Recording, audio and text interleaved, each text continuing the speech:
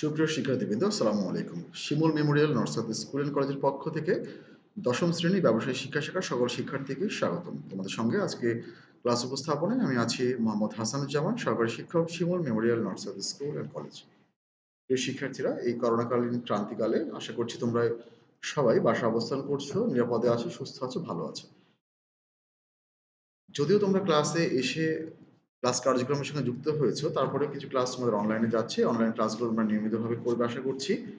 আর বাইরে চলাফেরা করার সময় অবশ্যই স্বাস্থ্যবিধি মেনে চলবে। বিশেষ করে মাস্ক পরিধান করতে হবে, সামাজিক দূরত্ব বজায় রাখতে হবে এবং সর্বোপরি সৃষ্টিকর্তার কাছে প্রার্থনা করতে হবে যেন অল্প সময়ের মধ্যে আমরা এই প্যান্ডেমিক সিচুয়েশনটা পুরোপুরি আমরা বের হয়ে আবার স্বাভাবিক জীবনে আমরা ফিরে যেতে পারি। তো আসো, আজকে পাঠ শেষে তোমরা শিক্ষার্থীরা কোন বিষয়ে জানতে পারবে। দেখো আজকে আলোচ্য বিষয়টা কি। আজকে আলোচ্য বিষয় হিসাব বিজ্ঞান এর নবম অধ্যায় রাওমিল। এই অধ্যায় নিয়ে আলোচনা করা হবে। তো আজকের পাঠ শেষে তোমরা এই নবম অধ্যায় থেকে কি শিখতে পারবে। আজকের পাঠ শেষে তোমরা রাওমিল সম্পর্কিত একটা অঙ্ক সমাধান করতে পারবে। আসো আমরা এবার আলোচ্য বিষয়ে চলে যাই। আলোচ্য বিষয়ে উপস্থাপন করা হয়েছে। আলোচ্য বিষয়ে দেখতে পাচ্ছ একটা অঙ্ক। আশা করি তোমরা সবাই খাতা কলম নিয়ে বসেছো। আমার সাথে সাথে এই অঙ্কটা তোমরা খাতায় তুলে নিবে এবং তার সাথে সাথে সমাধানটাও করে নেবে আশা করছি। আমি অঙ্কটা পড়ছি, তোমরা দেখো। ২০১৯ সালের ৩১শে ডিসেম্বর তারিখে মিলন ট্রেডার্সের খতিয়ান উদ্ধৃতিগুলো নিম্নরূপ। হিসাবের নাম টাকা, হিসাবের নাম টাকা। হিসাবের নাম কি? ক্রয় ৬৬,০০০ টাকা, বিক্রয় ৮০,০০০ টাকা, মূলধন ২,৫০,০০০ টাকা, বেতন ৬,৫০০ টাকা, আমদানি শুল্ক ৩,৫০০ টাকা, বকেয়া বেতন ৫,০০০ টাকা, বিজ্ঞাপন ১২,৫০০ টাকা, প্রদেয় বিল ৫০,০০০ টাকা, প্রাপ্য বিল ৩০,০০০ টাকা, ব্যাংক জমা ১,৪৪,০০০ টাকা, পাওনাদার ৫,০০০ টাকা, নগদ তহবিল ৩২,৫০০ টাকা, ট্রেডমার্ক ১,০৫,০০০ টাকা, সুনাম ২ লক্ষ টাকা এবং ব্যাংক জমাতিরিক্ত ২,১০,০০০ টাকা। খতিয়ান উদ্বৃত্তগুলো আমরা দেখলাম। খতিয়ান উদ্বৃত্তগুলো কি? তোমরা জানো যে আমরা ঘটনাগুলোর মধ্যে থেকে লেনদেনকে শনাক্ত করি প্রথমে। লেনদেন শনাক্ত করার পর সেই লেনদেনগুলোকে আমরা দুতরফা দাখিলা পদ্ধতি মোতাবেক জাবেদায় লিখি। জাবেদা লিখার পরে সেই জাবেদার উদ্বৃত্তগুলোকে, অর্থাৎ জাবেদা লিখা লেনদেনগুলোকে খতিয়ানে স্থানান্তর করার মাধ্যমে আমরা খতিয়ান উদ্বৃত্ত কিন্তু নির্ণয় করি, তাই না? সেই খতিয়ান উদ্বৃত্তগুলোই হচ্ছে রাওমিল। এবং খতিয়ান উদ্বৃত্তগুলো তৈরি করার পর হিসাবের গাণিতিক শুদ্ধতা যাচাই করার জন্য, অর্থাৎ আমরা লেনদেন যে দুতরফা দাখিলা পদ্ধতি মোতাবেক লিখলাম, সঠিক হয়েছে নাকি ভুল হয়েছে, এই গাণিতিক শুদ্ধতা যাচাই করার জন্য মূলত আমরা রাওমিল প্রস্তুত করি। রাওমিলের টাকার দুইটা ঘর থাকে, একটা ডেবিট এবং ক্রেডিট। ডেবিট দিকের মোট যোগফল যদি ক্রেডিট দিকের মোট যোগফলের সাথে মিলে যায়, তাহলে আমরা ধরে নেই আমার অঙ্কটা সঠিক হয়েছে, অর্থাৎ লেনদেনকে আমরা সঠিকভাবে লিখেছি এবং উদ্বৃত্ত সঠিকভাবে নির্ণয় করা হয়েছে, তাই না? তো রাওমিলে আমরা এই বিষয়গুলোই জেনে থাকি মূলত। তারপরেও আজকে আমরা দেখব রাওমিল এই অধ্যায়ের এই অংশ থেকে কোন কোন রিকোয়ারমেন্টগুলো আমাদেরকে সমাধান করতে হবে। ক নম্বরে বলছে মিলন ট্রেডার্সের অদৃশ্যমান সম্পদের পরিমাণ নির্ণয় করো। মিলন ট্রেডার্সের চলতি সম্পদ ও চলতি দায়ের পরিমাণ নির্ণয় করো এবং খতিয়ানের উদ্বৃত্তগুলোর সাহায্যে রাওমিল প্রস্তুত করো। রাওমিল প্রস্তুত করব অদৃশ্যমান লেনদেন, অদৃশ্যমান সম্পদ এবং চলতি সম্পদ, চলতি দায়ের পরিমাণ, পার্থক্য সবই নির্ণয় করব। আগে জানবো যে কিভাবে নির্ণয় করব। তোমরা হিসাব সমীকরণের নাম নিশ্চয়ই শুনেছো, a সমান a প্লাস ই। এই হিসাব সমীকরণ কি করে? স্বতঃসিদ্ধ করে। কিভাবে? একটা সমীকরণকে, একটা বিষয়বস্তুকে, একটা লেনদেনকে। আমরা জানি যে কোনো লেনদেন সংঘটিত হলে তা অবশ্যই হিসাব সমীকরণের উপরে পরিপূর্ণভাবে এবং পূর্ণাঙ্গভাবে প্রভাব বিস্তার করবে, তাই না? এই প্রভাবটা কিভাবে করবে? যদি সম্পদের পরিমাণ বৃদ্ধি পায়, তাহলে আরেকটা সম্পদ হ্রাস পেতে পারে। আবার সম্পদের পরিমাণ বৃদ্ধি পেলে মালিকানা সত্ত্বেও বৃদ্ধি পাবে। সম্পদের পরিমাণ হ্রাস পেলে মালিকানা সত্ত্বেও কমবে। সম্পদের পরিমাণ হ্রাস পেলে দায়বদ্ধতাও হ্রাস পেতে পারে। এটা নির্ভর করবে সম্পূর্ণ লেনদেনে কি বলেছে তার উপরে, ঠিক আছে? এখন আমরা এই লেনদেন এর ভিত্তিতে, হিসাব সমীকরণের ভিত্তিতে আমরা হিসাবকে মূলত ৫ ভাগে ভাগ করি, তাই না? তোমরা জানো কি কি সেই ৫ ভাগ? সম্পদ, দায়, আয়, ব্যয় এবং মালিকানা সত্ত্ব। এই যে আমরা সম্পদ, দায়, আয়, ব্যয় এবং মালিকানা সত্ত্ব হিসাব সমীকরণকে ৫ ভাগে ভাগ করলাম। এই ৫ প্রকার হিসাবের শ্রেণী বিভাগের উপর ভিত্তি করে মূলত রাওমিলের এই যাবতীয় রিকোয়ারমেন্টগুলো আমাদেরকে সম্পন্ন করতে হবে। আমি এবার চলে আসবো প্রথম রিকোয়ারমেন্টে, অদৃশ্যমান সম্পদের পরিমাণ। অদৃশ্যমান সম্পদ বলতে কি বুঝি আমরা, তাই না? দৃশ্যমান, অদৃশ্যমান। আমরা দৃশ্যমান সম্পদ দেখতে পাই, হাতে নগদ টাকা, ব্যাংকের ব্যালেন্স, আসবাবপত্র, দালান কোঠা, ভূমি, যন্ত্রপাতি, ফ্যান, টিভি, ফ্রিজ, কম্পিউটার ইত্যাদি ইত্যাদি দৃশ্যমান। কিন্তু অদৃশ্যমান কিছু সম্পদ ব্যবসা প্রতিষ্ঠানে আমরা ব্যবহার করে থাকি ব্যবসা প্রতিষ্ঠানের জন্য গুরুত্বপূর্ণ ভূমিকা পালন করে ব্যবসায়িক কার্যক্রমের সাথে, সেগুলো কি কি? দেখো, অদৃশ্যমান সম্পদ বলতে যেই সম্পদগুলো আমরা চোখে দেখতে পাই না, কিন্তু তার একটা ভ্যালু আছে, তার একটা ভ্যালু আছে। কিভাবে সেটা? একজন গ্রন্থকারী যেমন একটা বই লেখার পরে তার গ্রন্থ সত্ত্ব করে নেয় যে তার বই তার অনুমতি ব্যতীত অন্য কেউ ছাপাতে পারবে না, ঠিক তেমনি ভাবে একটা ব্যবসা প্রতিষ্ঠান একটা পণ্য দ্রব্য উৎপাদন করার পর সেই পণ্যের ট্রেডমার্ক করিয়ে নেয়, অর্থাৎ সেই পণ্যের রেজিস্ট্রেশন করিয়ে নেয় যে এই পণ্যের উৎপাদনকারী এই প্রতিষ্ঠান। অর্থাৎ মিলন ট্রেডার্স যদি কোনো পণ্য উৎপাদন করে তাহলে সেই পণ্যের ট্রেডমার্ক করিয়ে নেওয়ার পর মিলন ট্রেডার্স ব্যতীত অন্য কেউ এই সম্পদ আর উৎপাদন করতে পারবে না। তাহলে আমরা কি ট্রেডমার্ক দেখতে পাচ্ছি? কিন্তু না, কিন্তু ওই একটা ট্রেডমার্কের কারণে সেই পণ্যটা কি হয়ে গেল? মিলন ট্রেডার্সের হয়ে গেল। আবার কখনো কখনো বড় বড় প্রতিষ্ঠান আমরা তাদের মালিককে চিনি না, যেমন আমরা বড় বড় প্রতিষ্ঠান যে বাংলাদেশে ব্যবসা কার্যক্রমের সঙ্গে যুক্ত, যেমন আমরা Unilever, Beximco pharmaceuticals, square pharmaceuticals, হ্যাঁ, বিডি ফুড, বিভিন্ন ধরনের বিভিন্ন আহ, ধরনের আমরা কোম্পানি, যেমন এসিআই, তাই না, ইনসেপ্টা আমরা দেখতে পাই। তো এই ধরনের প্রতিষ্ঠানের প্রতি আমাদের একটা আস্থা অর্জন হয়েছে। আমরা কিন্তু বেক্সিমকো ফার্মাসিউটিক্যালস এর মালিক বা স্কয়ারের মালিক বা ইউনিলিভারের প্রতিষ্ঠাতা মালিকের নাম ঠিকানা কিন্তু জানি না, কিন্তু পণ্য কেনার সময় ইউনিলিভার বা বেক্সিমকো বা স্কয়ারের বা অ্যাপসোনিন বা আমরা অন্যান্য যে ফার্মাসিউটিক্যালস গুলো আছে তাদের কিন্তু ঔষধ কিনতে আমরা বেশি আগ্রহ দেখাই। সাধারণভাবে অপরিচিত বা নতুন কোম্পানি এই ধরনের প্রতিষ্ঠানের পণ্য কিন্তু আমরা কিনতে চাই না। কেন চাই না? কেননা এই যে সুনামধন্য যে প্রতিষ্ঠানগুলো তারা আমাদেরকে দীর্ঘদিন ভালো একটা সেবা দিয়েছে, ভালো ভালো পণ্য উপহার দিয়েছে। এই যে দীর্ঘদিন ধরে আমাদেরকে তারা যে উপহার দিল এই বিভিন্ন ধরনের পণ্য, তার কারণে তাদের একটা বাজারে একটা ভ্যালু হয়েছে, সুনাম হয়েছে।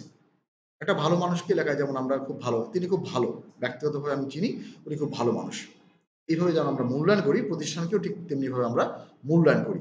এই সুনাম কিন্তু দেখা যায় না, ছোঁয়া যায় না, ধরা যায় না, কিন্তু এটার কিন্তু একটা ভ্যালু আছে। এই সুনামটাও কিন্তু একটা অদৃশ্যমান সম্পদ। তাহলে আমি আলোচনার মাধ্যমে অলরেডি তোমাদেরকে বলেই ফেলেছি, এই অঙ্কের আলোকে আমরা এখানে দুইটা অদৃশ্যমান সম্পদ দেখতে পাচ্ছি, একটা ট্রেডমার্ক এবং একটা সুনাম। আশা করি আমার ব্যাখ্যার আলোকে তোমরা বুঝতে পেরেছো যে কিভাবে তোমরা অদৃশ্যমান সম্পদগুলোকে মার্ক করবে। ঠিক আছে, ঠিক এই পদ্ধতিতে আমরা অদৃশ্যমান সম্পত্তিগুলোকে মার্ক করব। ট্রেডমার্ক এবং সুনাম এই দুটোই ছিল আমাদের অদৃশ্যমান সম্পদ। দেখো এখানে আমরা অদৃশ্যমান সম্পদের পরিমাণ নির্ণয়, বিবরণ বিস্তারিত টাকা পরিমাণ টাকা, ট্রেডমার্ক ১,৫০,০০০ টাকা এবং সুনাম ২,০০,০০০ টাকা, ৩,৫০,০০০ টাকা সর্বমোট। ঠিক আছে, এবার আমরা খ নম্বরে আসবো। মিলন ট্রেডার্সের চলতি সম্পদ ও চলতি দায়ের পরিমাণ নির্ণয় করো। চলতি সম্পদ এবং চলতি দায় কি? চলতি সম্পদ বলতে আমরা কি বুঝবো? দেখো, ব্যবসা পরিচালনা করতে গেলে প্রতিনিয়ত নগদ টাকার লেনদেন হয়, হয় না? ধারে বিক্রয় হয়, প্রাপ্য টাকার সৃষ্টি হয়, ধারে বিক্রয় করলে টাকা পাবো, প্রাপ্য বিলের সৃষ্টি হয়, হয় না? আবার ঠিক একইভাবে কিন্তু নগদ টাকা পেলে নগদ টাকা যেমন নগদ সম্পদ বাড়ে, নগদ টাকা পরিশোধ করলে নগদ সম্পদ কমে যায়। প্রাপ্য বিল কারোর কাছে ধারে বিক্রয় করলাম, দেনাদারের সৃষ্টি হলো, টাকা আমি পেয়ে গেলাম, তাহলে কিন্তু দেনাদার ভ্যালু কিন্তু শেষ হয়ে গেল। প্রাপ্য বিলের মাধ্যমে বিক্রয় করলাম, বিলটা পেয়েছি, টাকা পাইনি, টাকা দিলেও বিলের ভ্যালু কিন্তু শেষ। ঠিক একইভাবে ব্যাংকের ব্যালেন্স, চেকের মাধ্যমে কোনো পণ্যদ্রব্য ক্রয় করলাম, ব্যাংকের ব্যালেন্স কমে গেল, আবার ব্যাংকে আমি টাকা জমা দিলাম, ব্যাংকের ব্যালেন্স বাড়লো। এইভাবে কিন্তু তোমার কি হয়, আমাদের কিছু সম্পদ প্রতিনিয়ত হ্রাস বৃদ্ধি হয়। এই যে সম্পদগুলো ব্যবসা পরিচালনাকালীন সময়ে দ্রুততম সময়ের মধ্যে হ্রাস বৃদ্ধি ঘটে এবং অল্প সময়ের মধ্যে সেগুলোকে নগদে রূপান্তর করা যায়, সেই ধরনের সম্পদকে বলবো আমরা চলতি সম্পদ। চলতি সম্পদের বেশ কিছু উদাহরণ আছে, যেমন আমরা নগদ তহবিল, ব্যাংক জমা, প্রাপ্য বিল, প্রাপ্য হিসাব, প্রাপ্য নোট, দেনাদার এবং যে কোনো ধরনের খরচ অগ্রিম প্রদান করলে, যদি কোনো খরচের পূর্বে অগ্রিম কথাটা যুক্ত থাকে, যেমন অগ্রিম বেতন, অগ্রিম ভাড়া, অগ্রিম বিজ্ঞাপন, অগ্রিম বীমা সেলামি প্রদান ইত্যাদি ইত্যাদি, তাহলে সেগুলোকে আমরা চলতি সম্পদ বলে গণ্য করব। তো চলতি দায় কি? ঠিক তার বিপরীত।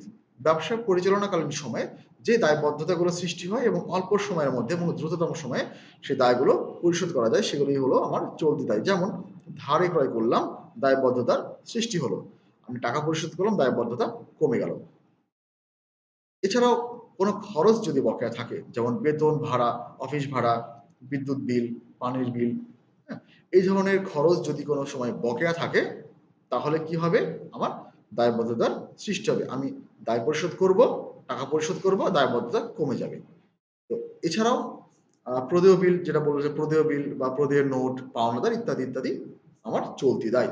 তাহলে আমি যে আলোচনা করলাম তার প্রেক্ষিতে তোমরা চলতি সম্পদ এবং চলতি দায় আশা করি মার্ক করতে পারো। দেখো এখানে আমরা চলতি সম্পদের মধ্যে প্রথমেই দেখো এখানে আমরা বলতে পারি কি কি এখানে প্রাপ্য বিল। দেখো এখানে প্রাপ্য বিল, অবশ্যই প্রাপ্য বিল চলতি সম্পদ বলে তোমার গণ্য হবে, ব্যাংক জমা চলতি সম্পদ বলে গণ্য হবে, নগদ তহবিল চলতি সম্পদ বলে গণ্য হবে, কারণ এই তিনটা সম্পদ খুব অল্প সময়ের মধ্যে কিন্তু হ্রাস বৃদ্ধি ঘটে।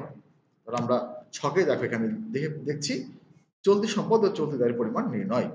প্রাপ্য বিল আমরা লিখলাম 30,000 টাকা, ব্যাংক জমা লিখলাম 1,44,000 টাকা এবং নগদ তহবিল 32,500, সর্বমোট 2,06,500 টাকা। এরপরে চলতি দায়, চলতি দায়ের দিকে দেখো আমরা দেখতে পাচ্ছি এখানে বকেয়া বেতন 5,000 টাকা, প্রদেয় বিল 50,000 টাকা, পাওনাদার 5,000 টাকা এবং ব্যাংক জমাতিরিক্ত যে পরিমাণ টাকা জমা আছে তার অতিরিক্ত টাকা আমি উত্তোলন করেছি, এটা ব্যাংক জমাতিরিক্ত দায়। টাকা পরিশোধ করলাম, দায়বদ্ধতা কমে গেল, এটা 2,10,000। এই চারটা লেনদেন দিয়ে আমরা করে ফেলতে পারি। এখানে দেখো বকেয়া বেতন 5,000 টাকা, পাওনাদার 5,000 টাকা, ব্যাংক জমাতিরিক্ত 2,50,000 এবং প্রদেয় বিল 50,000, সর্বমোট 2,70,000 টাকা। এই পদ্ধতি অবলম্বন করে মোট তোমরা চলতি সম্পদ এবং চলতি দায়ের পরিমাণটা নির্ণয় করতে পারো। আশা করি এই ধরনের রিকোয়ারমেন্ট আসলে তোমরা খুব সহজে সমাধান করতে পারবে। এবার আমরা সর্বশেষ রিকোয়ারমেন্ট যেটা আছে খতিয়ান উদ্বৃত্তগুলোর সাহায্যে রেওয়া মিল প্রস্তুত। রেওয়া মিল আমরা কিভাবে প্রস্তুত করব? রেওয়া মিল প্রস্তুতের আমি প্রথমেই বলেছি পদ্ধতি হচ্ছে ছকের নিয়ম হলো ক্রমিক নম্বর থাকবে, যেই লেনদেন যতটা লেনদেনকে তুমি লিখবা লিপিবদ্ধ করবা সেই ক্রমিক নম্বর, এরপর থাকবে হিসাবের নাম বা হিসাবের খাত বা বিবরণ, যে কোনো কিছু। এরপরে ছোট্ট একটা ঘর হবে, সেখানে কোনো কিছু বসবে না, সেখানে লিখবো আমরা জাবেদা পৃষ্ঠা বা খতিয়ান পৃষ্ঠা, খতিয়ানের কততম পৃষ্ঠায় এই লেনদেনটা আছে, এরপরে ডেবিট টাকা, ক্রেডিট টাকা। ক্রমিক নম্বর তো বুঝেছো, হিসাবের নামের ক্ষেত্রে বুঝেছো, আমরা প্রত্যেকটা হিসাবকে লিখবো। খতিয়ান পৃষ্ঠায় কিছু বসবে না। এখন ডেবিট ঘরে কোন টাকা বসবে, ক্রেডিট ঘরে কোন টাকা বসবে, এটা সবচেয়ে গুরুত্বপূর্ণ বিষয়। ডেবিটে কোন টাকা বসে, কোন কোন হিসাবের টাকা বসে, ক্রেডিটে কোন কোন হিসাবের টাকা বসে বুঝতে পারলেই এই অঙ্কটা খুব সহজে করা যায়। আমি বলছি মনোযোগ দিয়ে তোমরা শোনো। ডেবিট দিকে কোন কোন হিসাবগুলো বসবে? ডেবিট দিকে সম্পদ এবং যে কোনো ধরনের খরচ বসবে। সম্পদ যেমন নগদ টাকা, ব্যাংক জমা, আসবাবপত্র, দালান কোঠা, যন্ত্রপাতি, ভূমি, যে কোনো ধরনের অগ্রিম খরচ সম্পদ হিসেবে গণ্য হবে। আর কি বসবে? খরচ বসবে, যেমন ভাড়া, বেতন, মণিহারি, বিদ্যুৎ বিল, বিজ্ঞাপন, ঠিক আছে, এগুলো। তাহলে আমাদের ডেবিট দিকে আমরা সম্পদ এবং খরচগুলোকে বসাবো। ক্রেডিট দিকে কোন হিসাবগুলোকে বসাবো? ক্রেডিট দিকে আমরা বসাবো আয়, দায় এবং মালিকানা সত্ত্ববাচক হিসাব। কোনটা? আয়, দায় এবং মালিকানা সত্ত্ব। আয় বলতে কোনগুলোকে বুঝবো? বিক্রয়, শিক্ষানবিশ সেলামি প্রাপ্তি, যে কোনো ধরনের কমিশন, বিক্রয় কমিশন আমরা আয় বলে গণ্য হবে, বিনিয়োগের সুদ ইত্যাদি ইত্যাদি। দায় কোনটা? যে কোনো ধরনের বকেয়া খরচ, পাওনাদার, প্রদেয় বিল, প্রদেয় নোট, ব্যাংক জমাতিরিক্ত ইত্যাদি ইত্যাদি। আর মালিকানা সত্ত্ব একটাই, মূলধন। আশা করি তোমরা বুঝেছো। আমরা এবার চট করে ফেলবো। ক্রয়, ব্যয়বাচক হিসাব ডেবিট দিকে বসবে। বিক্রয়, আয়বাচক হিসাব ক্রেডিট দিকে বসবে, তাই না? দেখো আমরা ক্রয়কে ডেবিট দিকে রেখেছি 66,000 টাকা, বিক্রয় 80,000 টাকা। মূলধন মালিকানা সত্ত্ববাচক হিসাব আমি একটু আগে বললাম, ক্রেডিট দিকে বসবে। বেতন, খরচ, ব্যয়বাচক হিসাব ডেবিট দিকে 6,500। আমদানি শুল্ক, পণ্য আমদানি করলে শুল্ক দিতে হবে, প্রত্যক্ষ খরচ, এটা ডেবিট দিকে বসবে। বকেয়া বেতন, খরচ বকেয়া, দায়বদ্ধতা সৃষ্টি করছে 5,000 টাকা, ক্রেডিট দিকে। বিজ্ঞাপন 12,500 টাকা, ডেবিট দিকে বসবে।